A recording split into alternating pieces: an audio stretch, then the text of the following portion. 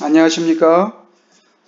고려신학대학원 2020년 설교 실습 1학기 설교 실습 1, 2반 오늘 벌써 6번째 온라인 녹화 강의가 시작됩니다. 오늘은 설교 본문은 달라도 적용은 거의 같은 이유.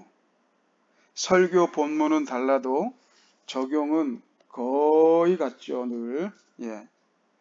본문은 우리 목사님 본문은 우리 전도사님 오늘 본문은 계속 1년 52주 중복되지 않고 달라지는데 그 설교에 따른 적용은 거의 같다, 유사하다, 비슷하다. 대부분 어떤 적용이죠? 교회 열심히 나오시고 기도 열심히 하고 신앙생활 잘하고 예수 잘 믿고 뭐 이렇게 거의 같은 이유는 무엇일까? 이거에 대해서 오늘 강의를 하겠습니다. 먼저는 해석과 적용의 관계가 모호하기 때문입니다. 그 이유가 설교 본문은 달라지는데 왜 우리 목사님의 설교의 적용은 늘 거기서 거기인가? 해석과 적용을 우리가 관계를 잘못 설정했기 때문이다. 이렇게 먼저 말씀을 드릴 수 있겠습니다. 예를 들어서 이렇게 생각해 보세요. 법의 해석과 적용의 관계가 어떻게 될까요, 여러분? 법에서, 세상 법에서, 뭐 민법이나 형법, 실정법 이런 데서 법의 해석과 적용의 관계는 어떻게 되겠습니까? 제가 이 책은 법의 해석과 적용이라는 김학태 교수가 지은 이 책의 일부분인데 법학을 제가 전공한 사람은 아니지만 이분이 하는 말을 잠깐만 봐도 법의 해석과 적용, 즉 법 해석 방법론은 그러니까 법 해석 방법론에는 해석과 적용이 다 포함된다는 말이죠. 입법과 사법의 분업과 협업의 이야기다. 입법과 사법이 이게 분업되어 있지만 또 협업해야 된다. 해석과 적용이 달리 두 단계이지만 이것은 또한 분업과 협업의 미학으로 우리가 해석을 바라봐야 된다. 이렇게 얘기를 하죠. 여러분 법의 해석과 적용이 분리될 수 있겠습니까? 분리될 수가 없어요. 여기서 이렇게 얘기합니다. 이분이 법 이념과 법 현실 사이의 갈등과 모순을 순화시켜서 적절한 조화와 도움으로써 진정한 의미의 법을 실현하는 데 일조할 수 있다. 이 지금 이 법 해석 방법론에 대한 책을 쓰면서 이런 얘기를 한 거죠. 그러니까 법 이념과 법 현실 사이의 갈등과 모순을 순화시킨다. 이렇게 해서 법 해석과 적용이 통으로 같이 가는 거예요. 여기 보면 추상적 이론과 더불어 구체적인 사례 연구에 논리가 필요한 것처럼 법의 해석과 적용은 이미 이 법학에서는 분리된 것이 아니라 법의 해석과죠. 법을 해석했는데 그 법을 구체적으로 적용하고 집행하지 아니한다고 하면 그게 무슨 의미겠습니까? 그러니까 법학에서 또는 입법부에서 사법부에서 또는 행정부에서 이 법을 얘기할 때 법의 해석과 적용은 분리될 수 없다. 이것은 이미 상식이 된 거죠. 그런데 우리 설교에서는 어떻습니까? 설교에서는 해석과 적용이 어떻습니까? 해석은 해석이고 적용은 적용이다. 이렇게 분리되려는 경향이 있어요. 그게 왜 그런 게 시작됐을까 이런 생각을 해봤는데 저는 좀 이 번역상의 오해도 좀 있는 것 같고 자 한번 이렇게 생각해 봅시다. 예를 들면 이 해석 적용, 관찰 해석 적용 이 말을 제일 체계적으로 소개하고 있는 분이 이 하워드 핸드릭슨이라는 분입니다. 하워드 핸드릭슨, 달라스 교수죠. 달라스 신학교의 교수. 이분이 Teaching to Change Lives 그래가지고 우리 번역이 돼 있어요. 삶을 변화시키는 성경 연구. 이거 아직도 안 보신 분 있으면 꼭 설교자로서는 기본적으로 봐야 할 책입니다. 삶을 변화시키는 성경 연구. 꽤 두꺼운데 꼭 봐야 됩니다. 거기 보면 이 하워드 핸드릭슨이 이 달라스에 가면 이 세 기둥이 있다고 하는데 지금도 있는지 모르겠습니다. Observation, Interpretation, Application. 성경 연구의 이 세 단계를 강조하죠. 그래서 관찰은 뭐냐? 관찰은 말 그대로 Open the Bible, read the passage, get a general idea of event. 그래서 read 하는 거예요. reading. 성경을 읽는 거예요. 제 표현은 이 성경의 세계로 들어가는 겁니다.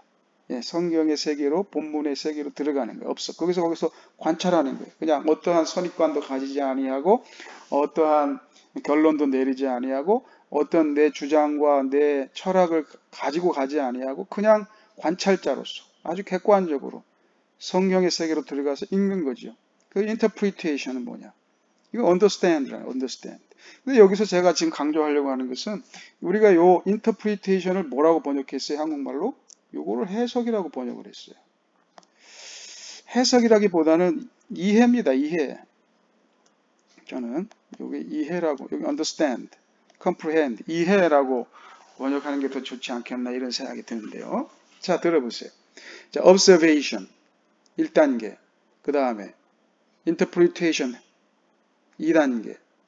그래서 이 단어의 뜻이 뭐냐, fact가 뭐냐, 그 개념을 보고 find biblical principles, 성경적인 원리를 발견하고 하나님의 그 시공간을 초월한 진리를 발견하는 것이다. 여기 interpretation이다. 그러고 나서 이제 어떻게 해요? 3단계로 application, 적용하는 건데 see myself in the event 혹은 situation and how the biblical principle relate to my life. 여기서 찾은 이 biblical principle이 나의 삶에 어떻게 연관이 되어 있는가. Make the time as true as timely, see what God wants me to do. 그래서 이 시공간을 초월한, 시간을 초월한 이 진리가 구체적으로 나의 시간에, 나의 삶에 어떻게 나타내야 하는가. 하나님이 무엇을 원하시는가, 나에게 무엇을 원하시는가를 보는 거. 그리고 do, 행하는 거죠. Design an action plan. Obey God, put into practice what He has taught me in His Word. 어떻게 내가 살아갈 것인가, 어떻게 순종하는 것, 실행하는 것, 이것을 이 application이다 이렇게 표현하면서 우리 이제 observation, interpretation, application 이거를 우리가 번역할 때 관찰, 해석, 적용 이렇게 번역을 했어요. 관찰, 해석, 적용 이렇게 번역을 했죠. 그런데 그래서 이 interpretation의 단계에서 중요하게 이 하워드 핸드릭슨이 굉장히 중요하게 지금 이야기하고 있는 것은 오늘날의 정보의 홍수 시대에서 급격히 늘어난 지식과 정보의 양을 사람들이 논하지만 그러나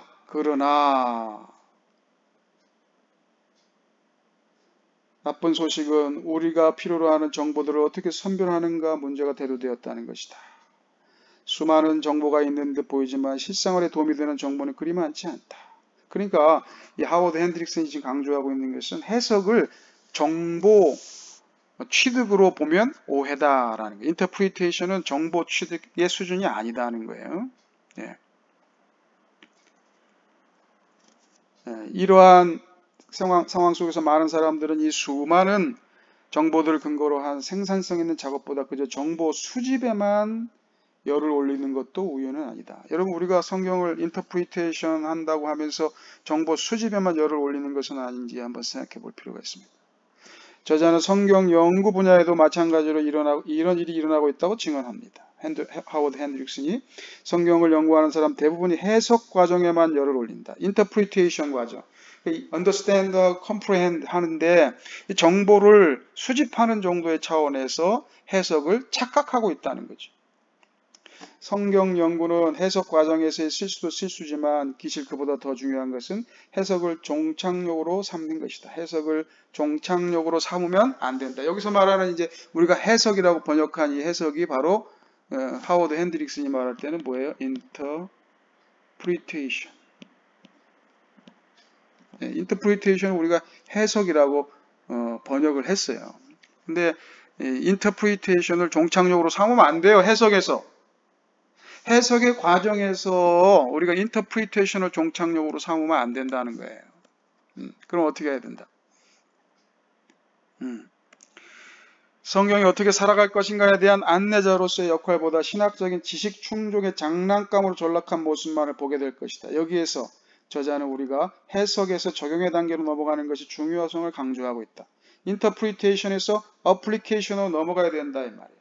야고보서는 말씀을 행하는 자가 되고 듣기만 하여 자신을 속이는 자가 되지 말라고 권한다. 근데 우리는 요 해석에 중점을 둔다 이거죠. 우리가 주해한다, 성경을 연구한다 할 때는 인터프리테이션에 멈추는 경우가 많다는 거예요. 그래서 늘 해석과 적용이 분리되고 인터프리테이션에 멈춰 있으니까 인터프리테이션은 뭐 성경 본문은 달라져도 적용까지 가지 못하니까 적용은 늘 하던 거 그냥 시간 없어 쫓기면서 늘 하던 얘기 그냥 하게 된다는 것이죠. 그러니까 추상적인 적용. 그러니까 우리가 지금 6주 동안 계속해서 지금 설교 실습하면서 제일 많이 나온 피드백이 뭡니까, 여러분? 여러분이 여러분의 동료들에게 제일 많이 한 피드백이 뭐예요? 제가 쭉 세어보니까 적용이 더 구체적이었으면 좋겠다. 적용이 좀 부족한 것 같다. 적용점을 조금 더 강조해 줬으면 좋겠다. 이런 피드백이 제일 많이 나오셨습니다. 그 이유가 바로 여기에 있다는 거예요. 여기에.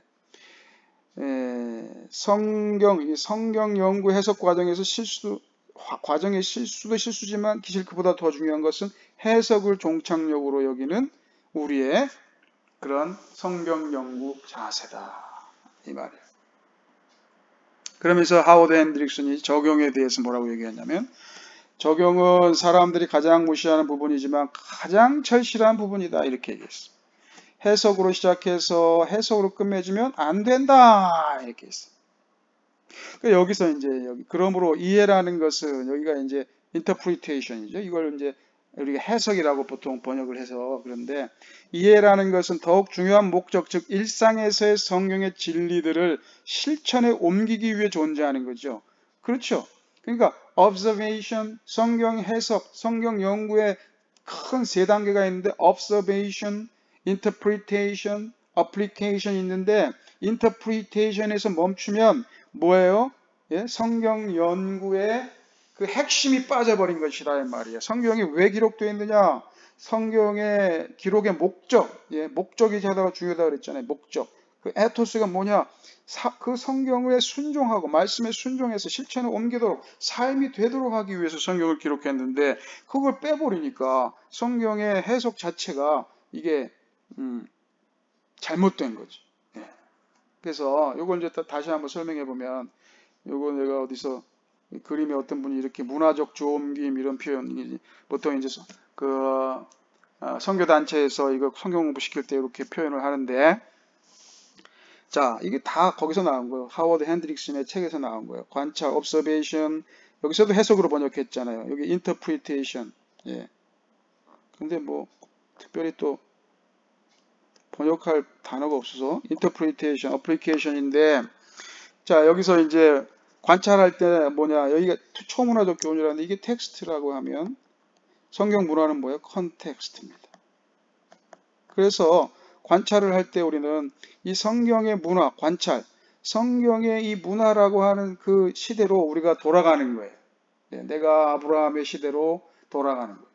내가 예수님과 제자들의 그 시대로 내가 그대로 돌아가서 그들의 관점에서 그들의 상황에서 그들의 컨텍스트에서 이 텍스트를 그대로 듣는 거예요. 그게 관찰이죠. 그렇게 듣다 보니까 거기에서 그 텍스트와 이 성경 문화 그 사이에서 뭐예요?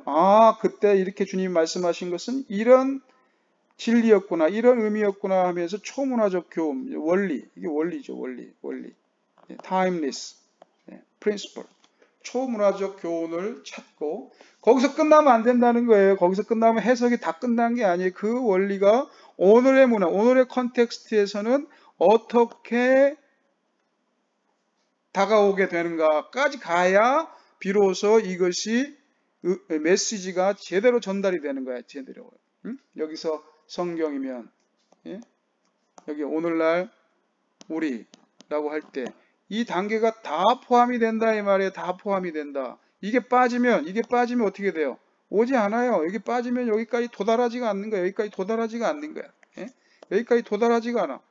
이 적용이 빠지면 어떻게 되는 거예요? 여기까지 도달하지 않고 여기서 멈추는 거예요. 여기서 말씀이 오질 않는 거죠. 예.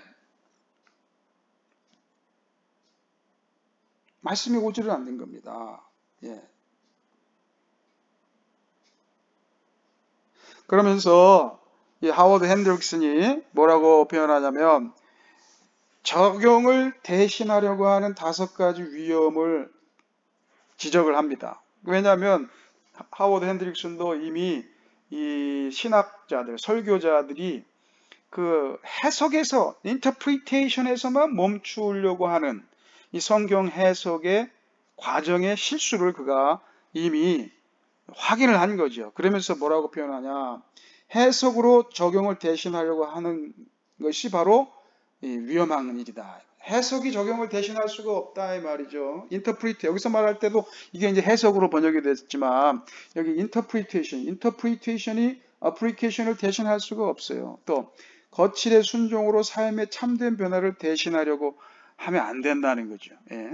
자기 합리화로 회개를 대신하려 하고 감정적인 경험으로 의지적 결단을 대신하려 하고 진리에 대해 말하는 것으로 근본적인 변화를 대신하려. 이거 굉장히 중요한 거예요. 진리에 대해서 말한다고 해갖고 되는 게 아니라 근본적인 변화가 일어나야 되는데 이게 적용의 이 그 분야라는 것이죠. 우리가 진리에 대해서 말했으니까 됐다. no. 근본적인 변화를 일으킬 수도 구체적으로 적용해야 된다는 겁니다. 적용을 해야 된다는 거예요. 이게 너무너무 중요합니다. 자, 그래서 다시 한번 왜 지금 오늘 주제가 뭐죠? 왜 본문은 여러 가지고 그 본문에 대해서 해석도 뭐 다양하게 하시는 것 같은데 왜 적용은 늘 거기서 거기고 적용은 특별히 뭐 듣지 않아도 그냥 다 예측 가능하고 그래서 어떻게 돼요? 보링하죠. 여러분 그런 거 혹시 그런 점 느끼셨습니까? 여러분 어린이 설교를 한다든지 또 뭐 언제 설교할 기회가 있을 때 특히 어린이들 설교할 때 성경을 소위 이제 해석하고 성경을 해석하는 단계, 그러니까 성경 이야기를 막 하는 단계는 애들이 잘 듣다가 여러분 그래서 우리 어떻게 해야 되겠죠? 하면서 소위 교훈 또는 적용을 하려고 하면 아이들의 시선이 분산되거나 이제는 설교가 끝났다고 생각되어지는 그런 분위기를 혹시 느낀 적이 있습니까? 설교를 해보신 분은 알 거예요. 이게 무슨 말이냐면 설교하면서 해석과 적용의 문제가 보통 우리가 설교 구조를 고민하지 아니하고 제가 강조하는 이 설교의 설계도를 고민하지 아니하면 많은 설교의 구조가 어떻게 되냐면 전반부에 성경 본문 해석하고 그리고 어떻게 해요? 후반부에 성경 그 해석에 대해서 적용하는 해석과 적용이 이렇게 이분화되어 있는 그런 구조로 설교를 하게 되는 경우가 많아요. 그럴 때 어떤 약점이 있을까요, 여러분? 어떤 약점이 있을까요? 응? 어떤 약점이 있어요?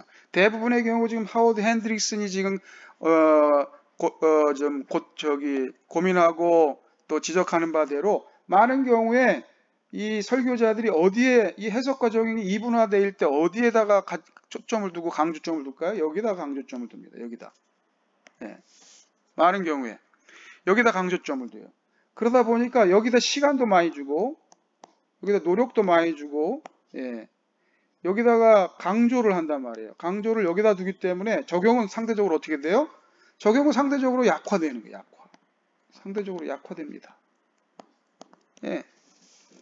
어쩔 수가 없어요. 그래서 해석을 적용을 대신하려고 합니다.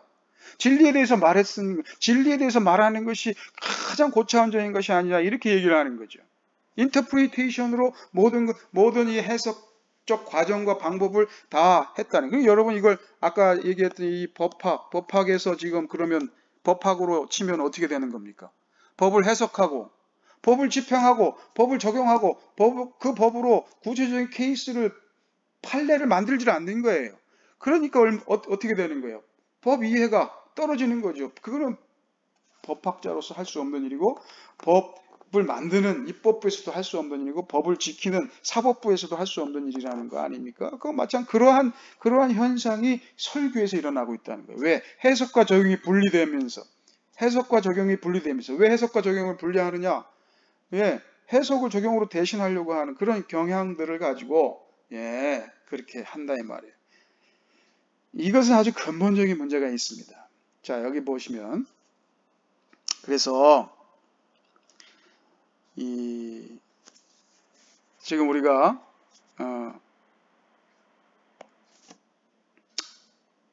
요거를 관찰, observation을 관찰, interpretation을 해석, application을 적용 이렇게 번역을 했는데 제가 지금 말씀드리는 것은 이 번역이 좀 마음에 안 든다 이 말이에요. 요게 해석이 아니야.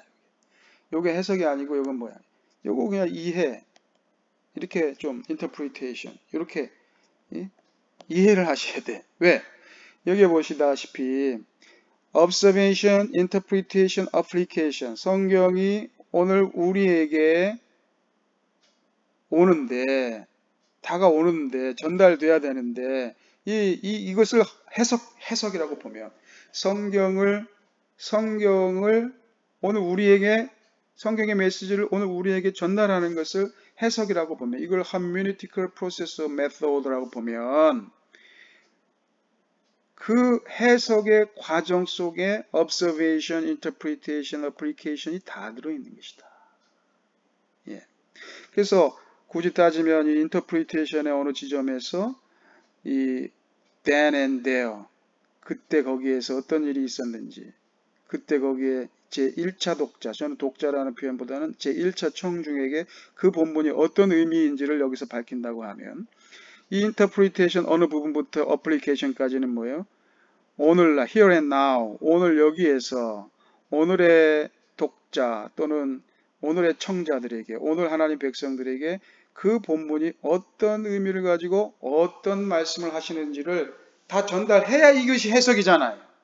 그런데 우리가 보통 여기서 멈춘단 말이에요. 여기서 중간에 반밖에 안 한단 말이에요. 여기까지는 해석이고 여기서부터는 적용이라고 생각했는데 여기만 강조를 하다 보니까 실제적으로 해석의 반토막이 이루어지지가 않는 거예요. 그러니까 적용이 늘 약하게 되는 거예요.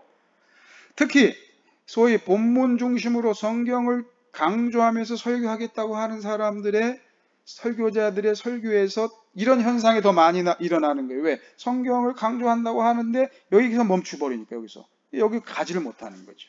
전달이 안 되는 거죠. 그런 의미에서 이 관찰, interpret, observation, interpretation, application이라고 하는 성경 연구의 아주 중요한 방법론을 체계적으로 제시했던 하워드 핸드릭슨도 이 적용이 빠진 성경 해석 이것은 금물이다 라고 강조를 했다는 것입니다. 그러니까 해석, 다른 말로 표현하면 좀 더 강하게 표현하면 해석과 적용, 그러니까 interpretation과 application이 분리될 수 있다 없다. 여러분 해석과 적용이 이미 해석이라고 우리가 번역을 해놨기 때문에 해석과 적용이 분리될 수 있다 없다. interpretation과 application이 분리될 수 있다 없다. 분리될 수 없다는 것입니다. 분리될 수가 없습니다. 그런데 왜 우리는 해석과 적용을 분리해서 생각하면서 동시에 해석이 더 중요하고 application은 그 현재 상황에 맞게 그냥 내가 어떤 아이디어를 내고 내가 나름대로 고안해서 적용하는 것이다라고 생각하고 있냐라는 것이죠. 이게 큰 문제라는 거예요. 우리의 신학적인 어떤 이 선입관이 적용이 약한 설교를 할 수밖에 없게 만들고 있다라고 저는 생각합니다. 그래서 우리가 한번 이 시간 아주 좀 심각하게 생각을 하셔야 됩니다. 자, 심각하게 좀 생각을 하셔야 돼요. 어떻게 생각해야 됩니까? 해석, 이제 우리가 이미 해석이라고 번역을 해서 오래 쓰고 있기 때문에 이 해석과 적용은 분리될 수 없습니다. 왜 분리될 수 없느냐? 마치 이론과 실천이 분리될 수 없는 것과 마찬가지입니다. 여러분, 이론과 실천이 분리됩니까? 이론 없는 실천이 없을 수 없죠. 그 실천 없는 이론은 뭡니까? 그거는 공상이죠. 환상이죠. 그 이념이죠. 예.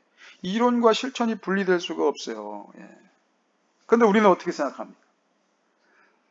마치 영혼과 육신이 분리될 수 없는 것처럼 영혼과 육신이 분리되면 어떻게 되는 거예요? 그것은 죽음이에요. 죽음. 영혼과 육신이 분리되면 그것을 죽음이라고 성경에 말하지 않습니까? 그러니까 우리의 몸은 뭐예요? 영혼과 몸이 육신이 이게 분리되지 아니하고 연결되어 있을 때 그것을 우리는 몸이라고 표현하잖아요. 몸. 예. 육신이 떠난 영혼, 이거는 죽은 거예요. 육신에서 영혼이 떠났어요. 이건 죽음이잖아요. 그러니까 영혼과 육신이 분리되지 않아요. 그러나 이 헬라적인 이분법적 사고 체계에서는 이 영혼과 육신을 분리하려고 하는 경향이 있는 거죠. 이론과 실천을 분리하려고 하는 경향이 있는 거죠. 예? 헬라의 이분법적 사고. 그래서 그들은 이 헬라의 이 철학이 발달한 이유 중에 하나가 이런 거 아닙니까? 뭐 예를 들면 개가 있다. 예, 개가 있어요? 개가, 예, 진돗개도 있고, 예, 또, 불독도 있고, 세파트도 있고, 또 뭐 있어요? 치어와도 있고, 또 뭐 있어? 많이 있죠, 개가. 예, 그냥 잡종견도 있고, 믹스드견도 있고, 뭐, 시베리안 허스키도 있고, 예, 제가 저기 유학할 때 키웠던 개는 보호불이라고, 예, 보호불이라고. 이 보호는 화란 사람들을 의미하는 겁니다. 이 보호불, 화란 사람들이 이 야생 짐승으로부터 자기들을 보호하려고 개발했던 개인데 한 80kg짜리 이런 개도 있고 너무 보고 싶네. 지금 생각해 보니까 이런 개도 있어. 개가 각자의 개가 다 있어. 요것도 개고 요것도 개고 요것도 개고 요것도 개고 요것도 개고 요것도 개야.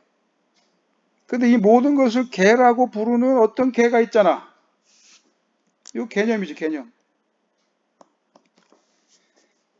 예, 이 모든 것을 우리는 다 개라고 부르잖아. 진돗개, 불독, 세파트, 치아와, 잡종견, 허스키, 부어불 이거 다 다른데 이걸 개라고 부른다 이 말이야, 개라고. 근데 그 개는 보여 안 보여? 예? 그 개는 보여요 안 보여요? 개는 안 보여. 개는 안 보여. 요거 그래서 요거 헬라의 고대 헬라의 철학자들은 요거를 요 개신이다. 요 개신이야, 개신. 개의 신이다. 왜? 분명히 요 모든 것들을 개라고 부르는데 눈에 우리가 보이지는 않거든. 그래서 이거 개의 신이다 이렇게 표현을 했다. 그 요거는 뭐야? 요거는 각자 다 개다. 그러면서 이 이원론적인 이 사고를 갖는 거죠. 이 개념, 컨셉츄얼라이제이션 하면서 구체적인 이 삶의 이 프랙티스에서 좀 이게 분리된 그런 개념으로 이걸 상정하니까 여러분 어떻게 돼요? 신이 인간이 된다는 것은 이 헬라적 개념에서는 어떤 거예요?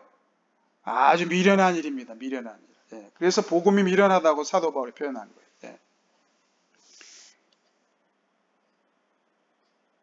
유대인에게는 꺼리끼는 것이 스칸달로니오, 헬라인에게는 미련한 것이로되 우리는 십자가가 예수 그리스도의 십자가 하나님이 신이 인간이 되셨다는 예수 그리스도의 십자가 복음이 우리에게는 능력이다. 그러나 헬라인에게는 뭐예요?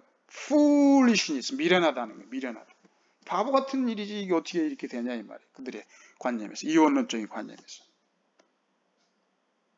예, 이해가 좀 되십니까? 그래서 그들이 영혼과 육신을 분리시켜서 생각하는 거예요. 이론, 개념, 이론과 이 실천, 이 프랙티스를 분리시켜서 생각하는 이런 헬라적인 어떤 이원론적, 이분법적인 사고 체계가 우리 설교에도 영향을 미치고 있다는 거예요. 이론, 실천 신학이 분리됩니까? 여러분? 이론 신학 여러분 공부 많이 하셨는데 그것이 설교라고 하는 실천 신학에서 그게 분리되면은 설교할 수 있어요, 없어요? 안 되는 거죠. 힘드는 거죠. 분리될 수가 없는 거예요. 여러분, 이게 예를 들면 이런 거예요. 지도와 지도가 있어요. 지도가 있는데 그 지도에 그 지도가 가리키는 현장이 있어요. 그 지도와 현장이 분리됩니까?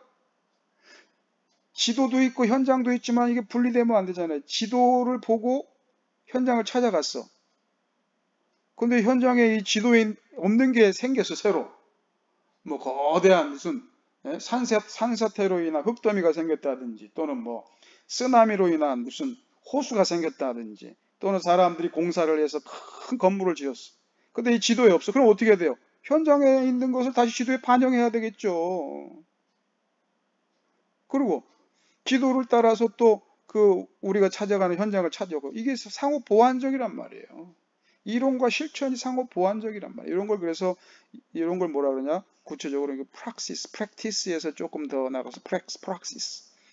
지도를 보고 현장에 갔는데 현장의 지도와 달라. 새로운 뭐가 생겼어. 그럼 어떻게 돼요? 다시 지도를 그려야지. 여러분, 이게 조금 충격적이죠?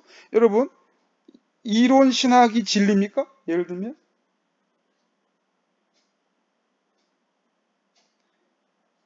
실천은 이론 신학의 종입니까? 지도가 진리고 현장은 종입니까? 뭐가 먼저입니까? 이 쉬운 문제가 아니라 근데 우리는 대부분 이런 식으로 개념을 갖고 있다는 거예요. 이론에서 실천이다. 여러분 이론 어디서 나와야 돼요? 이론 어디서 나와야 돼요? 이론도 성경에서 나와야 돼요. 성경. 텍스트에서 나와야 돼요. 본문으로부터 나와야 돼요. 하나님의 말씀으로부터 나와야 돼요. 근데 그 하나님의 말씀을 이론화하는 과정 속에서 인간의 실수가 있겠어요? 없겠어요? 인간이 마치 아직 발견하지 못한 부분이 있겠어요? 없겠어요? 예, 뭐 그렇다고 해서 우리 신학이 틀렸다는 말이 아닙니다. 그래서 우리는 늘 Reformed Theology, 늘 개혁되는 신학을 추구합니다. 예. 그래서 제가 지금 강조하는 바는 이론이 맞고 실천이 틀렸다 이런 말이 아니고 실천이 맞고 이론이 틀렸다는 말이 아니라 해석과 적용을 분리시키려고 하는 이런 경향성, 우리의 신학적 경향성을 극복하셔야 된다 이 말이에요. 설계가 있고 시공이 있어요. 예를 들면 설계와 시공이 분리됩니까? 설계했는데 설계대로 시공해야죠. 그렇죠. 설계대로 시공 안 하면 그거 나중에 감리 회사에서 그 지적받고 엄청나게 손해배상해야 됩니다. 그러나 여러분 어떤 경우가 있어요? 설계대로 설계가 완벽할 수 있어요? 설계가 완벽할 수 있냔 말이에요. 인간의 설계가. 완벽하지를 못해요. 설계대로 시공하다 보니까 문제가 생기는 거예요. 그럼 어떻게 해요? 재설계하는 거예요. 재설계. 네. 설계 변경을 할 때도 있다 이 말이에요. 설계대로 시공을 막 하다 보니까 그 건물을 지려고 하는 지하를 기초공사를 팔려고 하다 보니까 그 지하가 거대한 안반 조직이야. 그럼 어떻게 해야 돼?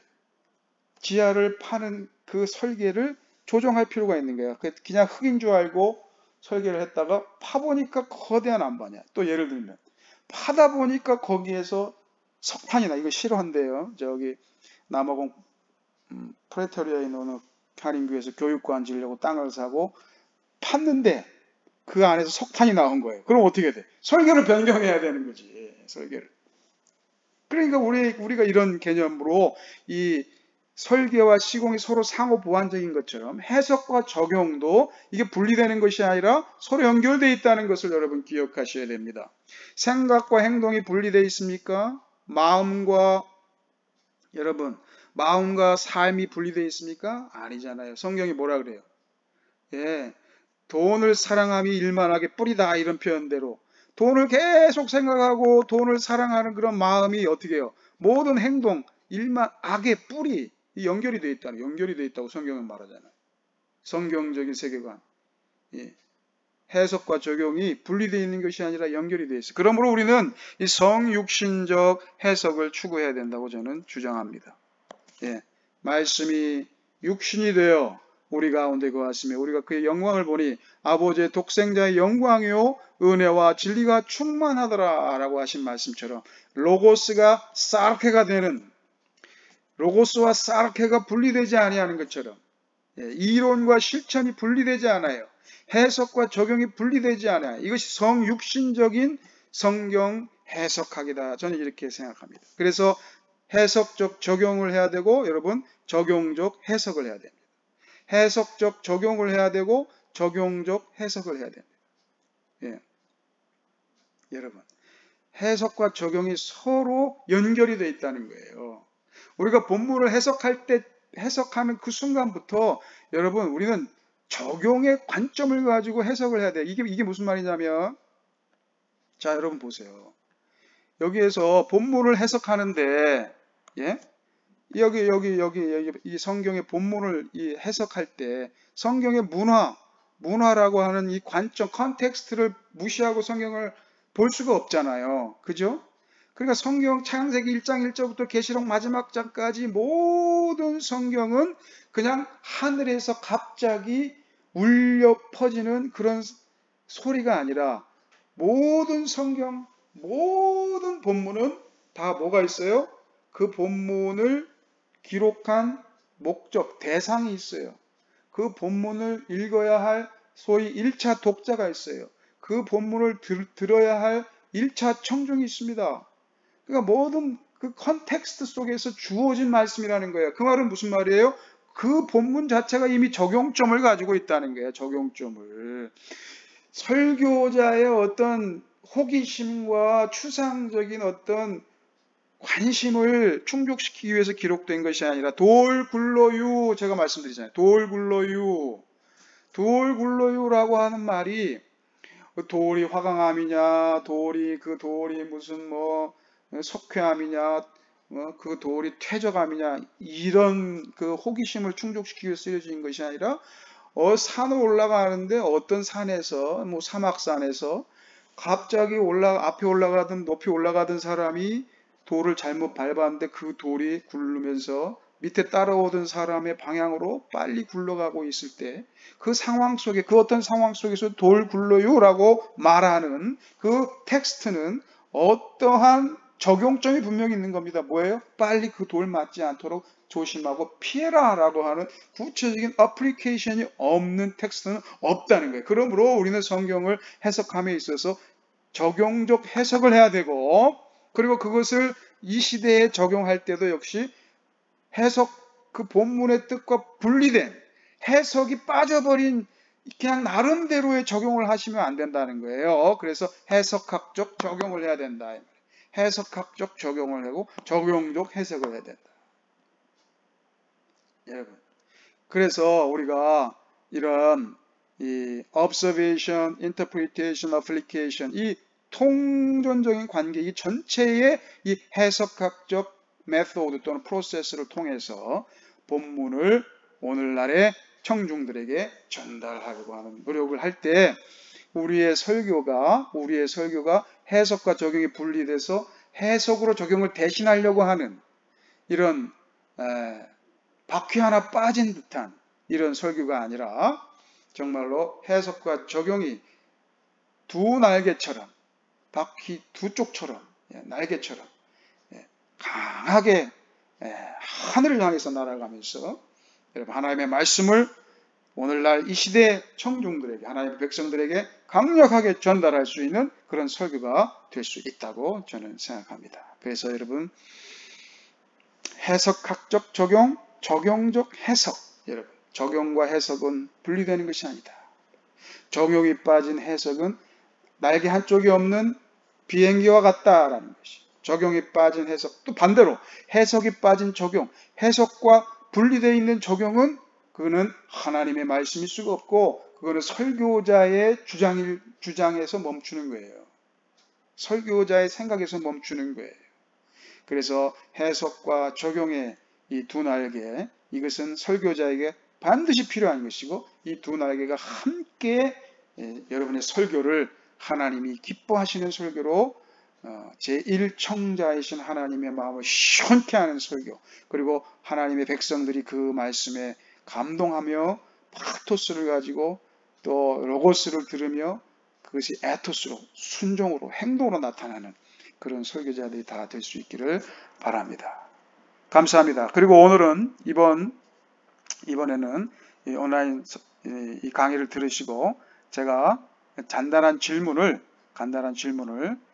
적어 놓겠습니다. 그 질문은 다른 것이 아니라 여러분에게 있어서 첫째는 고백적인 차원에서 그동안 나는 적용을 어떻게 생각하고 있었나, 여러분 그 댓글에다가 하나 적어주세요. 그동안 나는 적용을 어떻게 생각하고 어떻게 적용을 했나, 고백적인 차원에서 하나 적어주시고, 두 번째는 앞으로 나는 설교에 있어서 적용을 이렇게 하겠습니다. 적용은 나에게 설교자인 나에게 이러한 것입니다. 라고 하는 앞으로의 여러분의 방향을 적어주세요. 다시 한번 말씀드립니다.